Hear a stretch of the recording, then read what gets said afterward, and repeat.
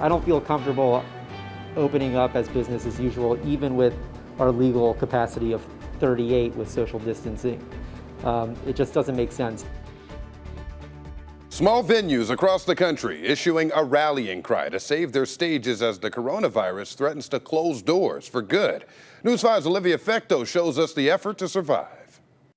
The Beachland Ballroom and Tavern is celebrating its 20th year as a live music venue. During that time, it's launched bands like the Black Keys, but the Beachland hasn't had a live show since March. All of those shows moved to the fall, and now because of the spike in COVID, we're now having to move them again well into next year. Co-owner Cindy Barber says they've furloughed staff and used the downtime to do some renovations.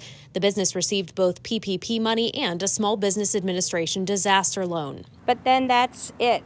The money's going to run out. So unless we get a new infusion, or we figure out a way to reuse this building in some other manner, I don't know what we're going to do. Beachland is part of the newly formed National Independent Venue Association, made up of more than 2,000 live music venues across the country. They're asking Congress to pass the Save Our Stages Act and the Restart Act, which could give loans to help these businesses make it through. At the Bop Stop in Ohio City, they're finding ways to use this space, from live streaming performances to renting it out for personal concerts. But the director says that's just a Band-Aid, and venues like this will need more help to stay open.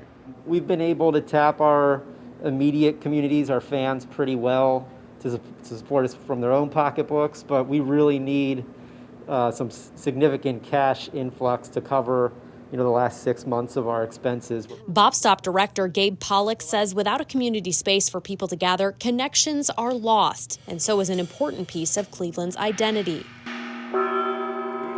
Cleveland really prides itself on being a music city.